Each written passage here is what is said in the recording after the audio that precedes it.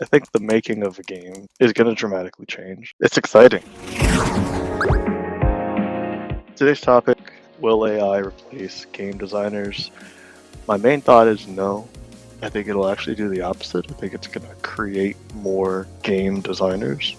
For anybody that doesn't know the term game designer, it's essentially somebody that has not just an idea for a game, but somebody that sits down, thinks through, processes, and connects with players through the medium of games. And when we go to game design school, we learn a lot of different skills: art, design, and development, production, management, programming, tech art, animation. There's all these skills that go into making a game.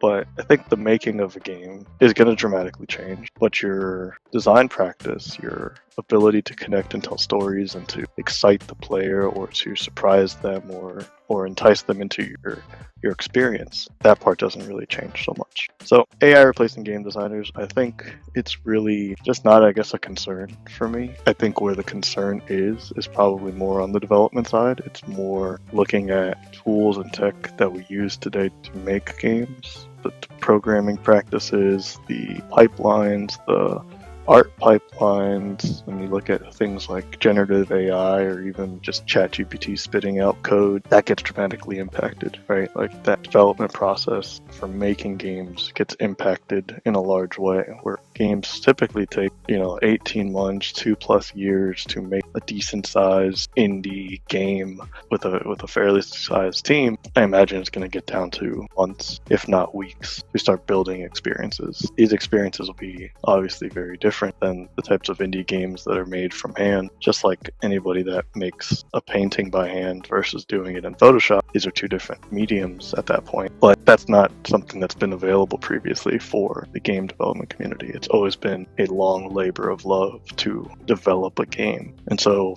as these new tools in the generative AI space kind of come online, I think there'll be some exciting new opportunities for more game designers to also come out. And somebody that's previously wanted to be a YouTuber or wanted to be, an Instagram influencer, I think that same creator economy style role is where game design is going to start to trend towards as well, where you're going to have these designers coming into platforms like Fortnite or Roblox and creating bite-sized content, interesting content, big virtual worlds in a matter of weeks and gaining popularity from that, and then building their brand around that identity. It's an interesting opportunity. It's definitely scary. I think in the blog that I wrote the other day, that's kind of what I was leaning into, is this creator economy being where things end up going, where things start to take shape for more game designers to come out online. And I think that's important. I think that's a necessary opportunity. I know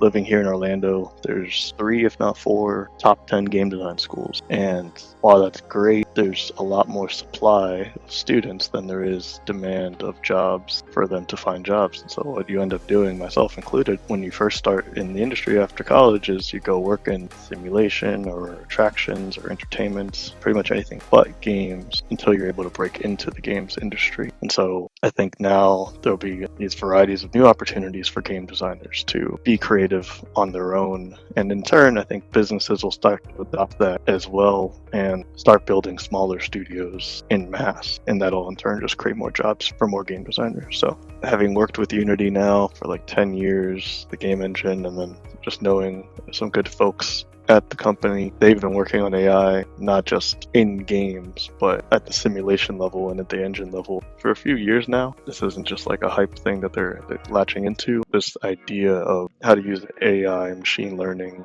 to expand the capabilities of the game engine has been a part of Unity's culture for a few years now, and it's exciting. I think it's interesting to see how the game engine is going to change for a creator, especially looking into things like Snap Studio, I think it's called, and Spark, where you make Instagram or Snapchat filters and a little mini game. Just the intuitiveness of those engines, because they're still engines at the end of the day, they're 3D engines. The intuitiveness of that, where someone on Instagram or someone on TikTok or or Snapchat could feel confident enough to go in there, no code, no degree, anything like that, and to just go in and start making exciting things that can attract an audience of tens, if not hundreds of thousands of people. That's exciting. And to see Unity and Unreal Epic looking at that and saying, okay, how do we capture that same spark now and really tap into a new audience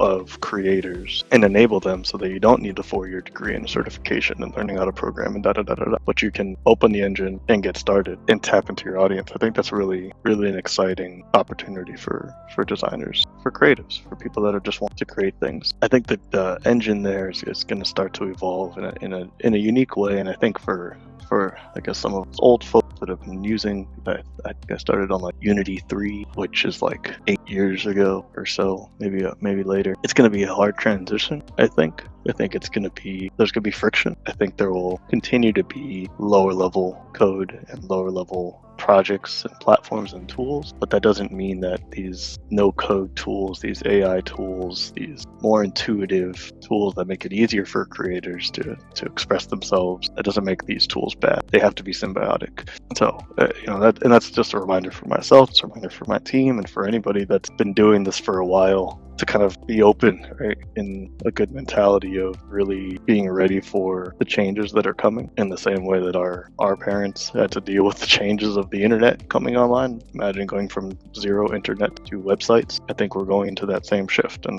our tools are going to evolve and change, and we have to be adaptive for that.